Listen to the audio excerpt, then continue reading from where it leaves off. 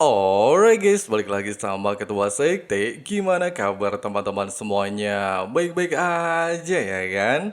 Nah, di video kali ini kita bakalan ngelanjutin lagi pembahasan spoiler versi novel Solen 2 bagian 417 ya guys ya. Seperti biasa buat teman-teman yang baru gabung atau belum sempat nyimak pembahasan spoiler-spoiler bagian sebelumnya, Abang Frank saranin nonton dulu ya guys ya, supaya teman-teman gak gagal paham ngikutin kelanjutan spoiler di bagian kali ini. Linknya ada di kolom deskripsi. Oke lah guys, nggak usah kelamaan lagi di awal video. Langsung aja kita terobos versi novelnya ya guys ya.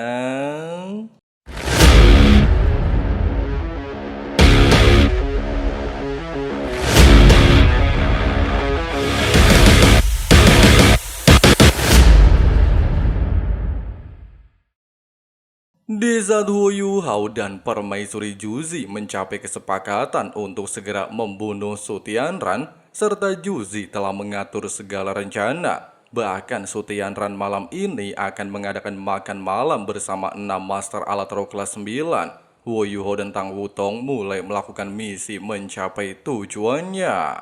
Di sisi lain, Su Tianran hidup dalam ketakutan selama beberapa hari terakhir. Rencananya yang dianggap sempurna membunuh Ye Sisui dan Long Xiuyao telah berakhir gagal, dan kegagalan tersebut membuatnya semakin gelisah.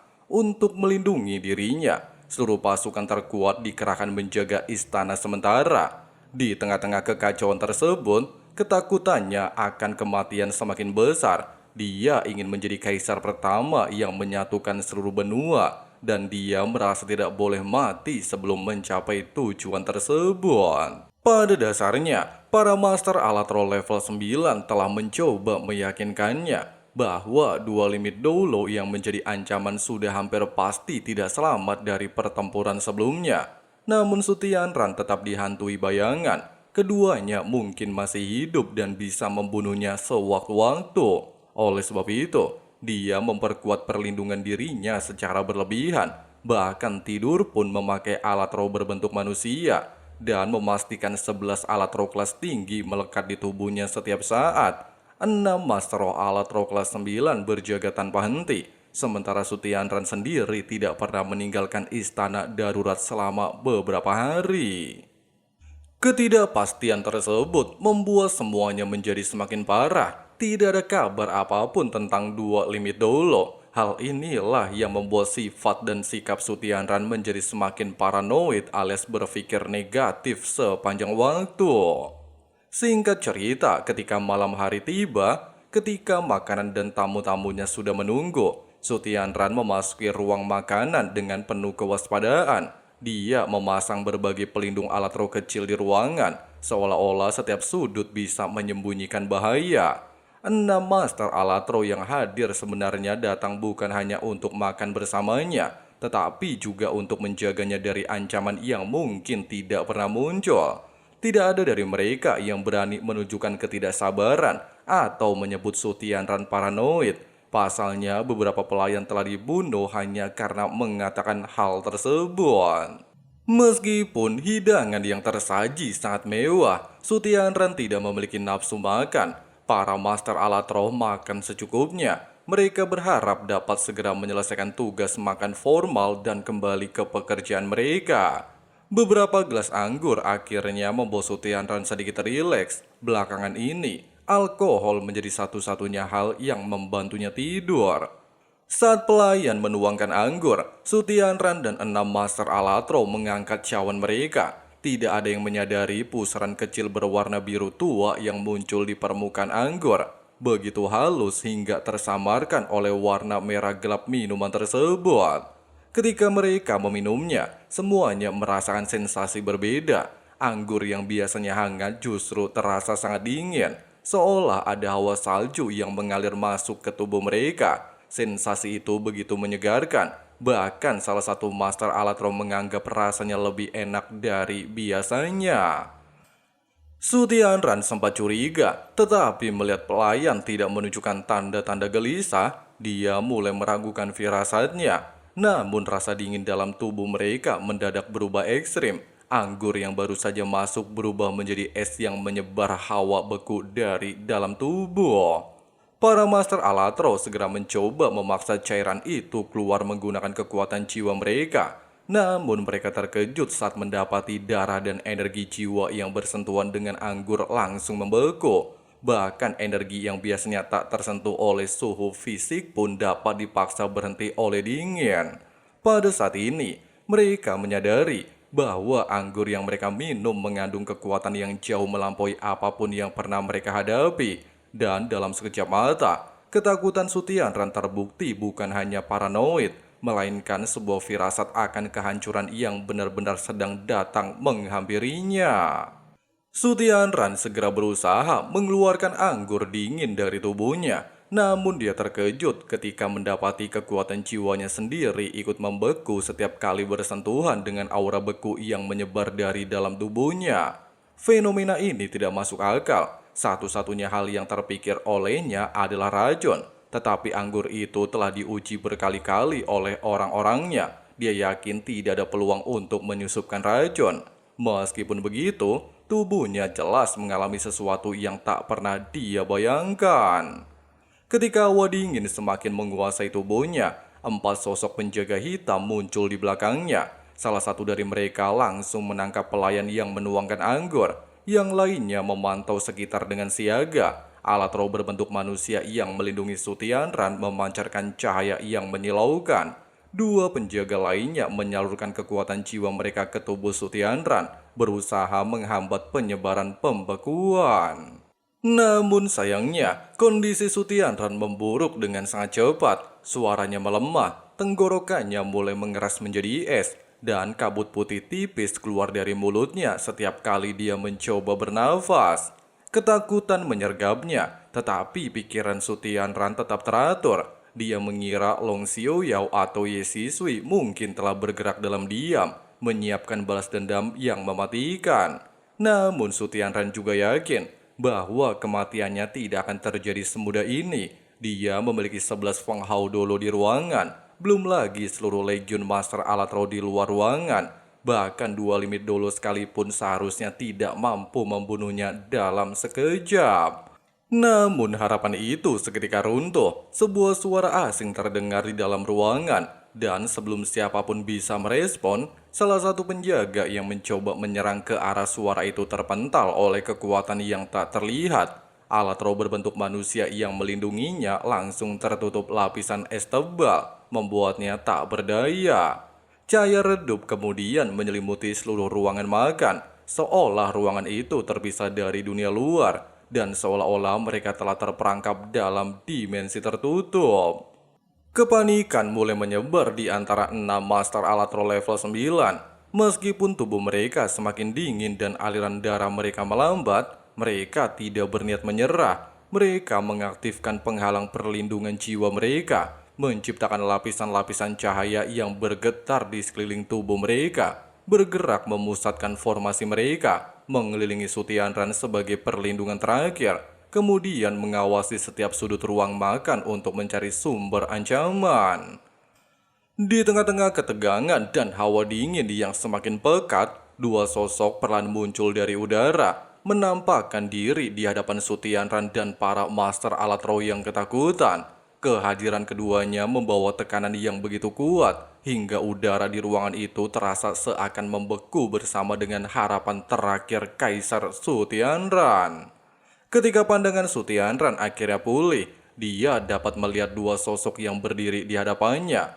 Meskipun wajah mereka tidak sepenuhnya asing, Sutianran butuh beberapa detik untuk menyadari dari mana dia mengenal mereka. Keduanya adalah murid Akademi Shrek alias Huo Yuhao dan Tang Wutong, 2 orang yang sebelumnya telah mengguncang kekaisaran dengan kekuatan yang sulit dipercaya. Keterkejutan Sutianran berubah menjadi ketegangan yang tajam. Dia menyadari Huo Yuhao adalah sosok yang pernah menantang 10 Master Alatro terkuat kekaisaran dan keluar sebagai pemenang. Kini orang yang sama muncul di jantung pertahanannya, menembus penjagaan berlapis-lapis yang bahkan dia sendiri anggap tak tertembus. Namun sebelum Sutianran bisa memikirkan langkah berikutnya, perubahan aneh muncul di belakang Huo Yuhao. sebuah bayangan besar mulai terbentuk.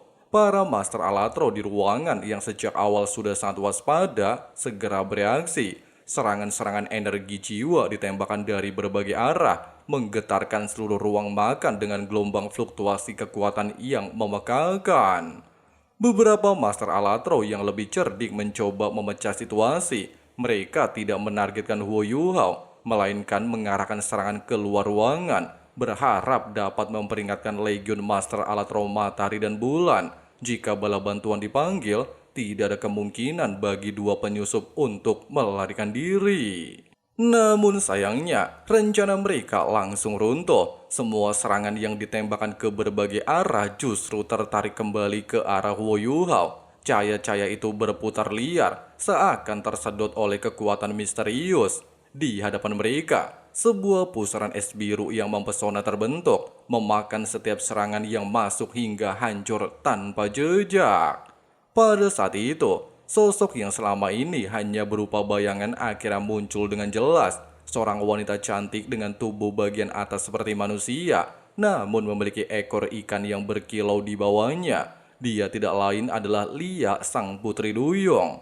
Senyumnya lembut namun auranya mengguncang. Dia mengeluarkan suara nyanyian indah yang langsung memenuhi seluruh aula, membuat udara seakan bergetar.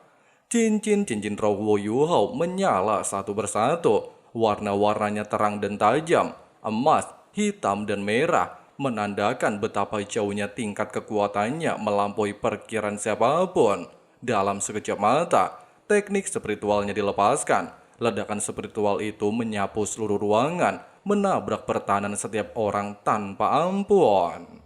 Hanya dalam waktu singkat, alatro pertahanan spiritual yang dimiliki para Master Alatro mulai bereaksi. Cahaya menyilaukan memenuhi ruangan, namun justru menjadi pertanda kehancuran. Suara retakan yang keras terdengar bersamaan. Alatro defensif spiritual mereka hancur satu demi satu, kehilangan fungsinya dalam sekejap mata.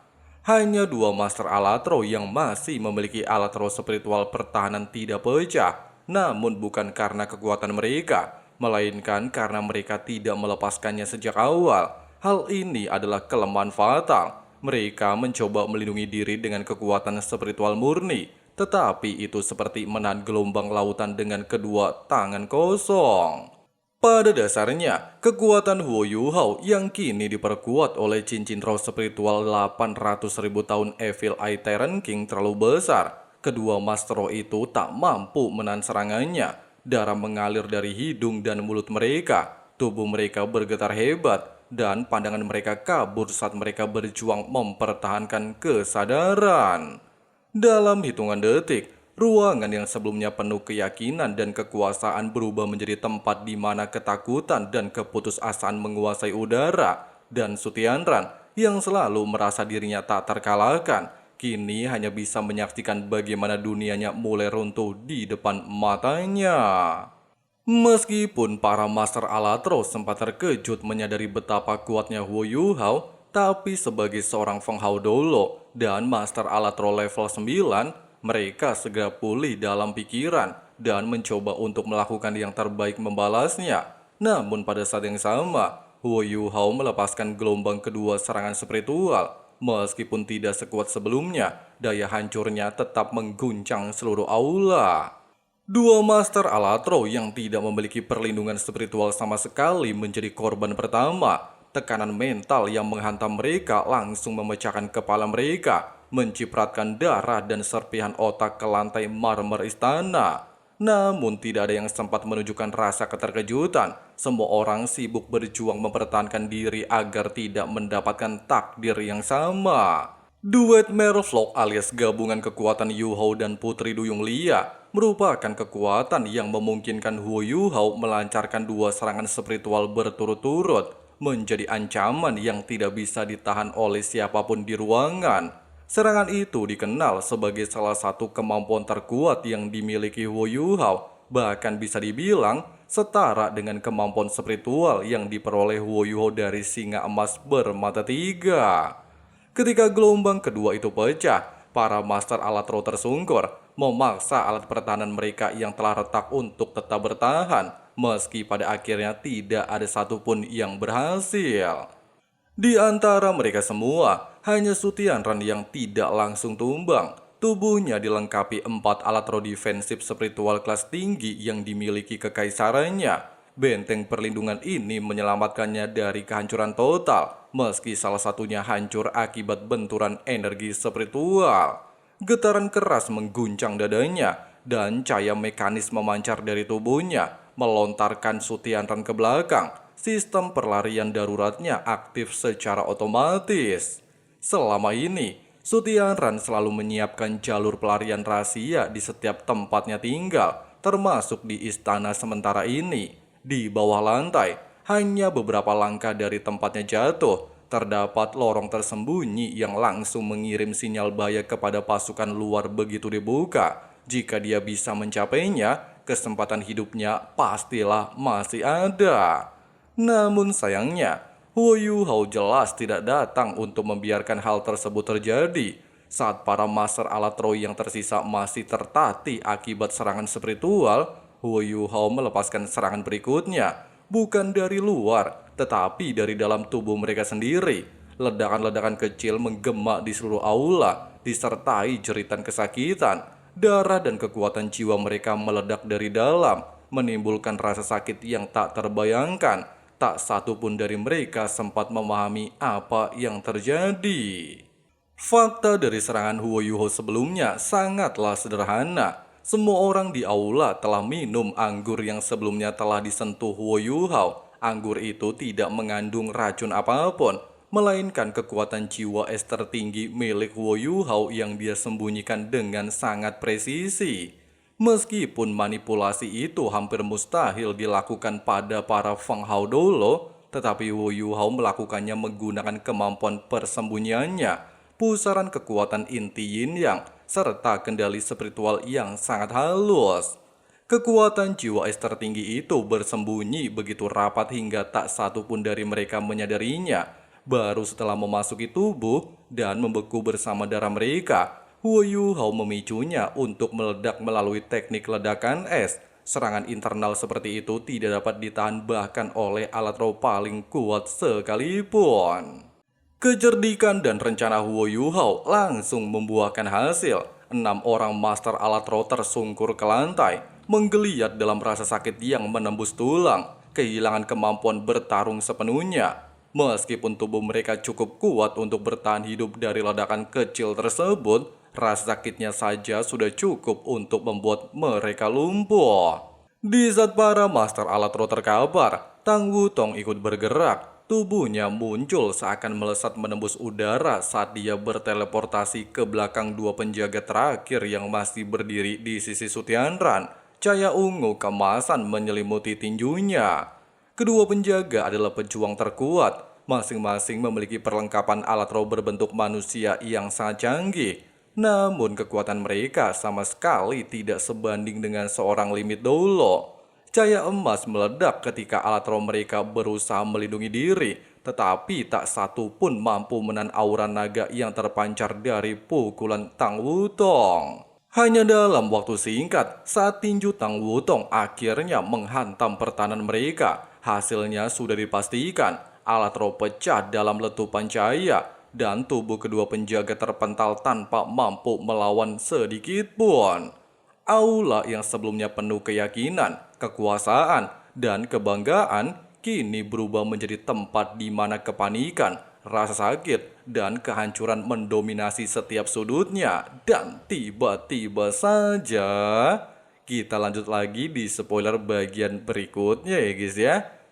Jangan marah ya.